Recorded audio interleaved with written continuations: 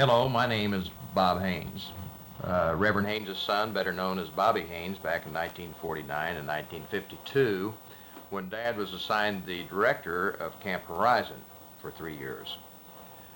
I remember it, even though I was a small boy, pretty detailed, and this film we're going to show you is one that my dad took with a Super 8 video camera, or just a movie camera, which was state-of-the-art back in those days.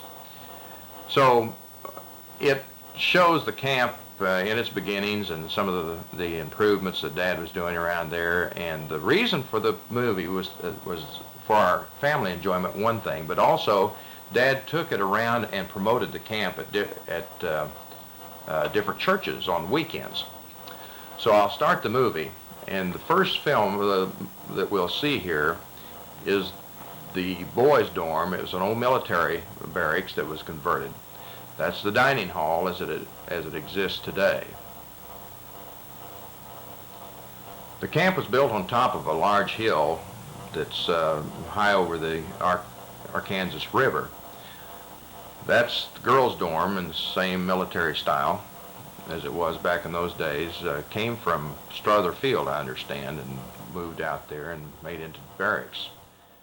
There was a hiking path that came down from the top of the hill where the main camp was, to the bottom, and it made a nice hiking trail for all the campers. They spent a lot of time on it. These kids are going down to pick up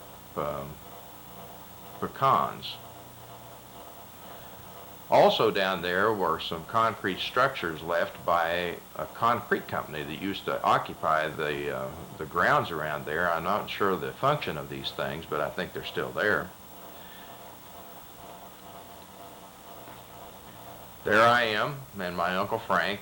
Frank's carving my initials into a log. I remember doing that. That's the rock quarry, and I think they blasted out that wall there as they would build it, make the concrete and get the things for build roads with. Panoramic view again of the camp and the scenery around there, as Dad would go around to churches to show this film, that he would like to show the lay of the land as best he could. We had very primitive machinery. That's the storage, water storage tank for the camp, and that was barely adequate, as I recall, and I'll tell you more about the water system as we go along here. Again, the dining hall, and where the cars are parked down there, you'll see as we come back around here with the camera, it was the concession stand at the time, and I don't know whether it still is or not. That's Inspiration Point with a cross on top of it, and that still is out there. Another inspiration point that Dad made for kids to have services. More foliage in the fall. Again, Dad liked to pan around and show as much as he could of the camp, so when he would talk to the kids, they would know where they were going and what it looked like in Camp Horizon.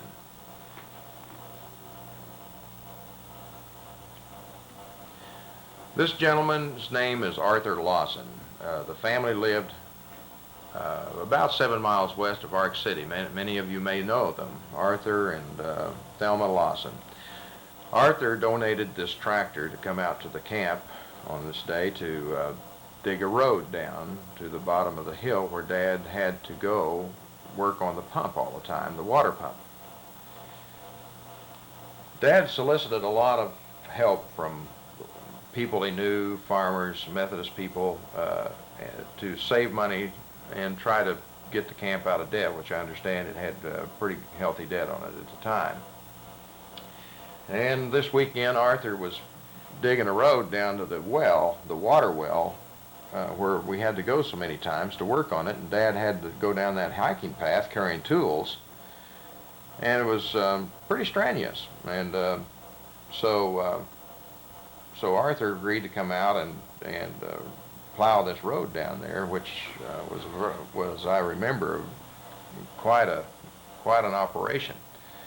Dad must have thought so too, because he spent a lot of time taking pictures this day. But he gets down to the water well that was down at the bottom of this hill, and you'll see all of that here in a minute. But the water system, it was probably the most important thing to serve a camp, and it was very, just barely adequate, as I recall. It was a converted old oil pump that was made to pump water, and it would break down all the time. And now we're getting down closer to it at the bottom of the hill, and there was an electric company in Ark City. You may remember Hill Electric that helped Dad some with motors and stuff for the pump. And this bottom land would flood a lot, and I remember on one occasion, and you'll see some pictures of it here in a minute, where we had to go out and change out an electric pump while the flood was on. Down by the girls' dorm, Arthur's building a parking lot to bring the cars in, so the kids didn't have to carry their duffel bags and stuff down as they arrived at camp. In a minute, you'll see me sitting up there by Arthur with my cowboy hat on.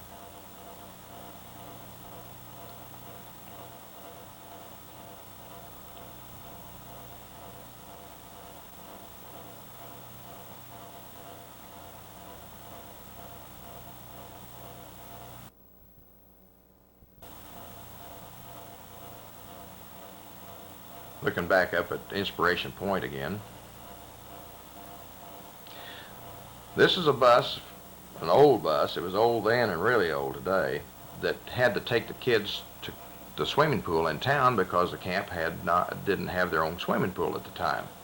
It was an old flathead 6-cylinder bus that had very underpowered, made for city work, and they were running it back and forth to town. A lot of these boys didn't have their dime for their passage, so they decided to stay back and do some hiking.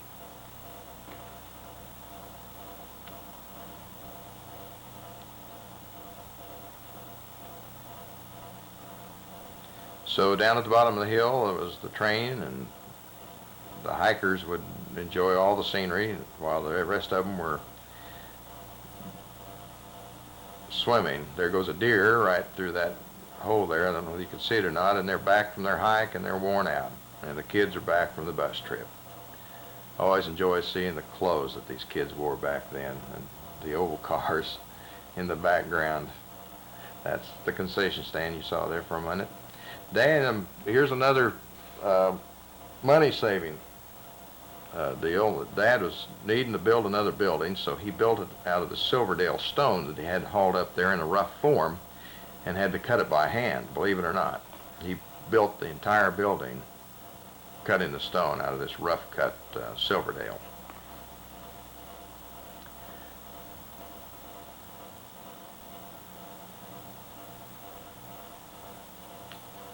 There, Ruthie and I are sitting there working hard and helping Dad.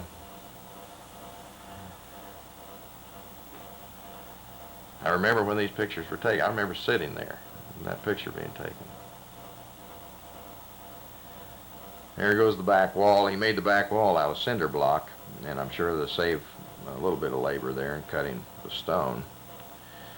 But this building that sits right next to the concession stand, and we lived in that house after it was finished for not a year. I don't know how long, but it wasn't quite a year, and we lived there until Dad was then transferred to Caldwell, Kansas, where he took over the pastorate there.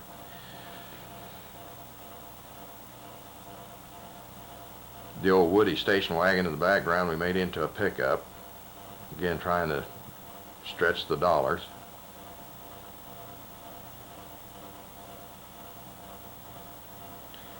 And there it is, almost complete. My room was right there at that window. My bed sat right below it. There's Dad in a ditch behind the building. This was a natural form ditch, rock ditch, and he made it into a septic tank. And as far as I know, it's still in use. It was very large. Dammed up one end of it and cleaned it out and put a cap on it. And it worked very nicely. There's Mom working away. Mom and Dad put in long, long hours while they were there at the camp.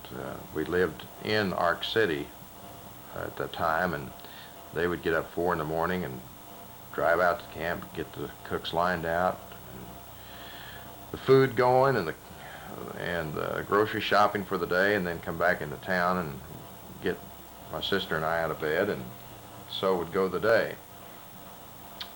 My dad could remember all these names of these people here standing around, and I wished that's the Edna I remember, but I don't know if she's a preacher's wife.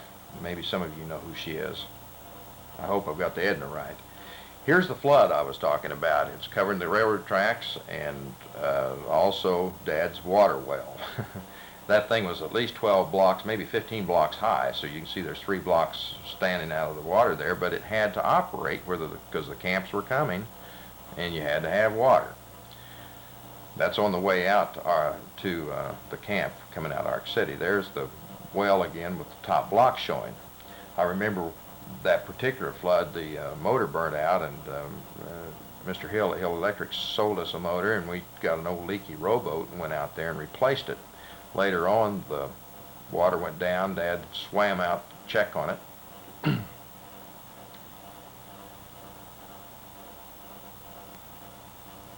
Coming back, and the electricity was in the water there too. I don't know what he did about that. Probably didn't even think about it. And later we got a Jeep to replace the old station wagon. And there Dad is again overhauling the pump. The water's gone down now. It won't pump water. And this was again, like I said, an old oil pump and been converted to pump water, and I don't know what Dad had to do with that sucker rod all the time, but I think there was probably some leather or something on it he had to refurbish or replace or whatever he did. I just remember it being an ongoing problem.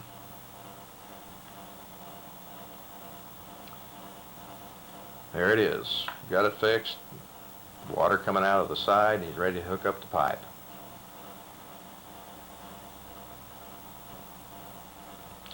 There I am coming up the hill. Work is done, and that's the path we walked up.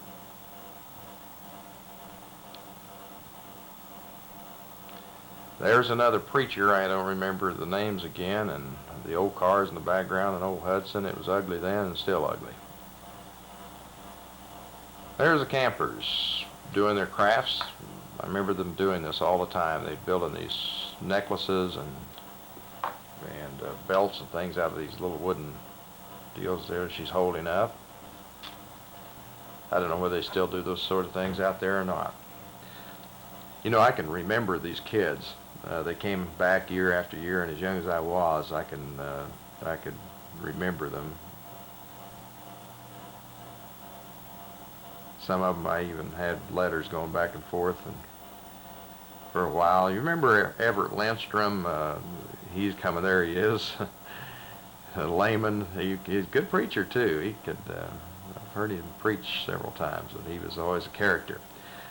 There's kind of showing the size of one of the camps. They're sitting on top of Dad's building and on the ground there. I think this was on a going home day, and they wanted to get their picture taken.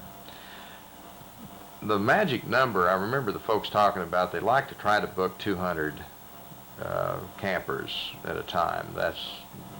That was kind of a break-even, make money kind of thing, and the camps were always quite large, as you can see there.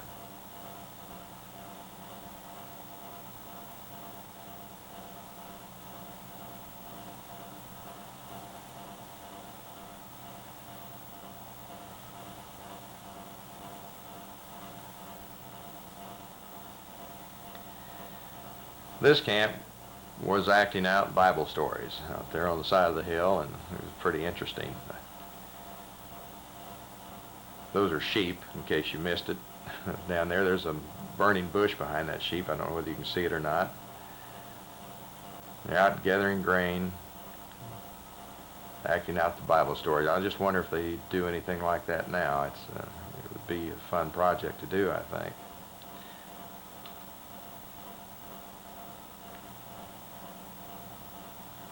I think these kids were wandering in the wilderness, praying for food and manna from above. God provides the food, and He He also provided water from the rock, and I remember on a garden hose back there with a funnel, pouring water in there and blowing it through this hose. I think God did a better job of getting water out of rock than we were doing that day.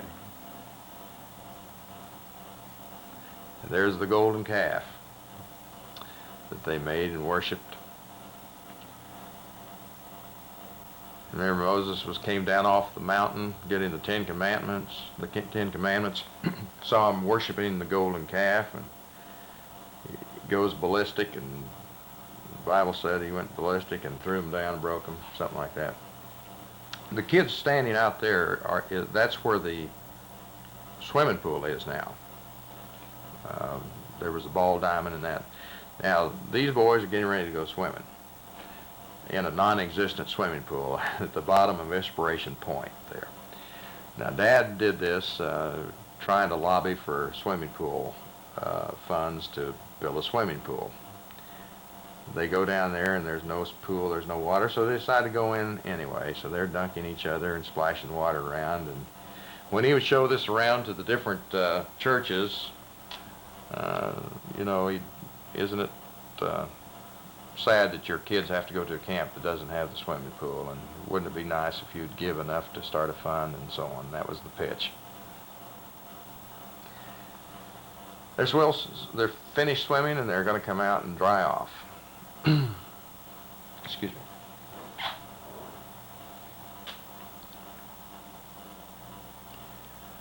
There's a ball game going on by the concession stand in the house that Dad built, and that's where the existing swimming pool is today.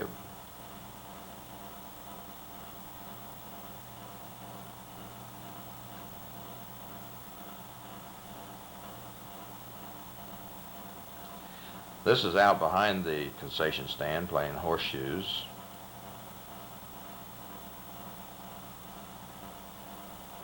In front of the concession stand, that was always a gathering place for the kids. Here they're having communion upstairs in the dining room, above the dining room.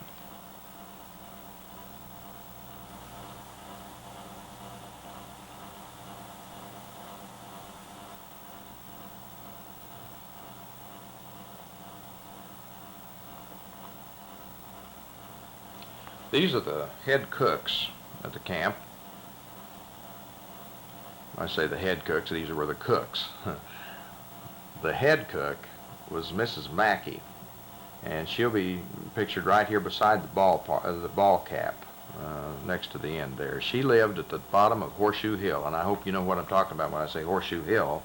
It was, as you come up to the camp, that big hill, and at the bottom of that's where the Mackeys lived. The Methodist men would come out on weekends, and there would be projects to do, and this day they are putting new siding on the old barracks so they wouldn't be so drafty. That's the girls that they're working on there.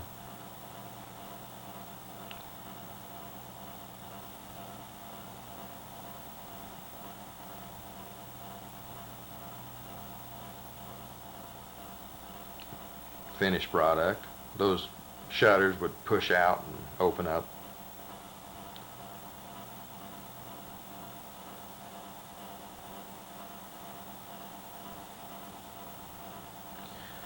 This is another weekend. The Methodist men were out putting a drain through the road. Now, where this is, the road as you come into the camp was a low spot, and right past the tractor there, a little to the left of the road, as you look at this, is the camp director's house that Alvy built after we left. And I think the camp director still lives up there now. But that's real close to the camp director's house if you want to know where that is at. And I don't know how that road comes in there now.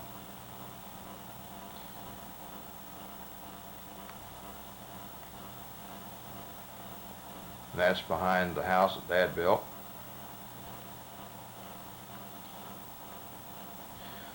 Here are some pigs that were donated by one of the farmers in the local area there, and we butchered them and served them to the kids. Remember the food being real good. The folks would talk about, we can't feed these kids junk or they'll get sick. And so they did serve some very fine meals.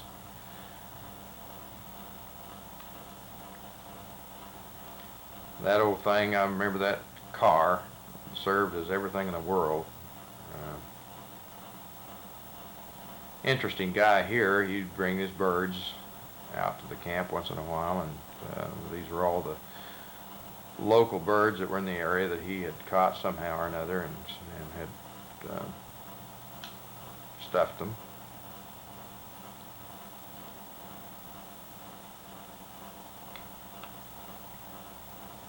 I don't remember who he was, but I remember being excited when I heard he was coming. There's Dad with a group of boys that they're going to have a service, an altar service, and each one of them is to bring a rock to the service to build the altar with. And then Dad was cementing it together there, and the idea was all of them contributed to the worship service by bringing rocks.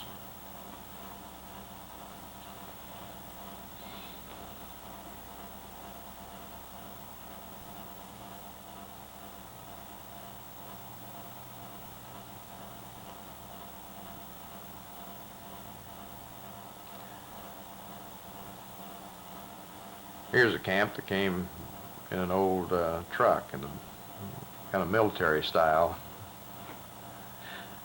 You're looking here at the first African-American group that had ever come to Camp Horizon. They could sing, and they worshiped, and was a very spiritual group, as I recall. And I don't know where they were from, and they came back year after year after this camp, after this first camp.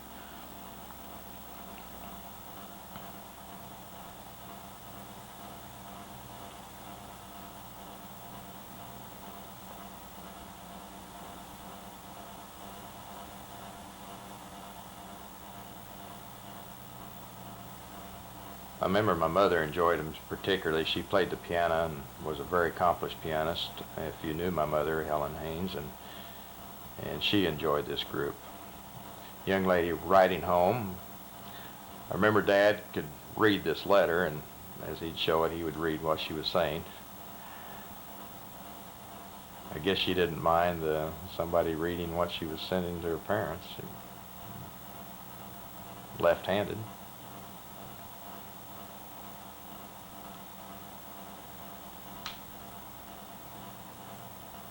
And signs her name at the bottom. This is a church that my dad was preaching at this weekend, Sunday, like he did almost every weekend, and would then solicit funds and so on for the camp and to promote the Camp Horizon. There's my mother and Helen and me and my sister Ruthie coming out of the church. Camp Horizon in the winter time was very beautiful.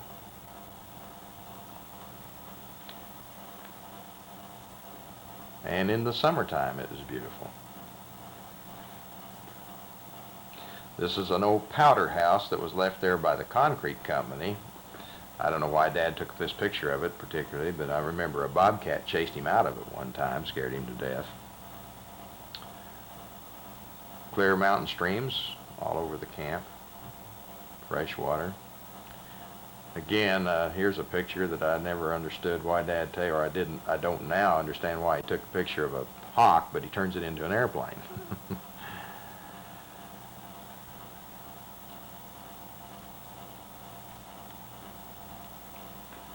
In the springtime, the camp covered with beautiful flowers, and I'm sure it still is.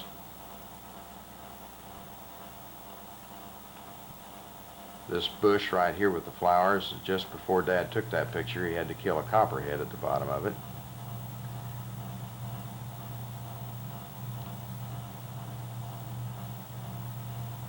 It's quite a place for a young kid to grow up and see. I look back on it very, very fondly at the memories of Camp Horizon while I was growing up there.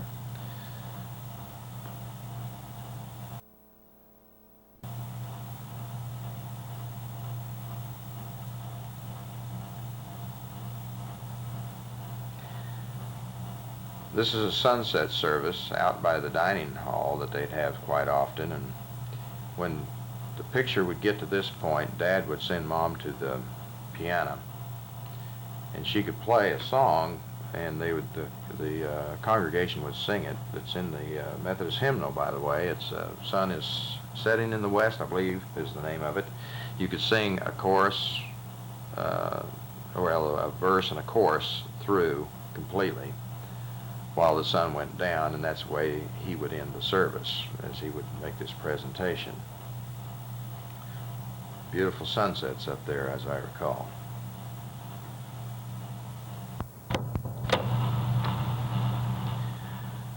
Well, this pretty much ends the film that I brought today, and I'm glad to have been able to narrate it for you and maybe be of some help to understand how Camp Horizon got to be where it is and how it is today. As you celebrate the 50th year of the camp, tells me that it's not going to die soon. It's going to keep going.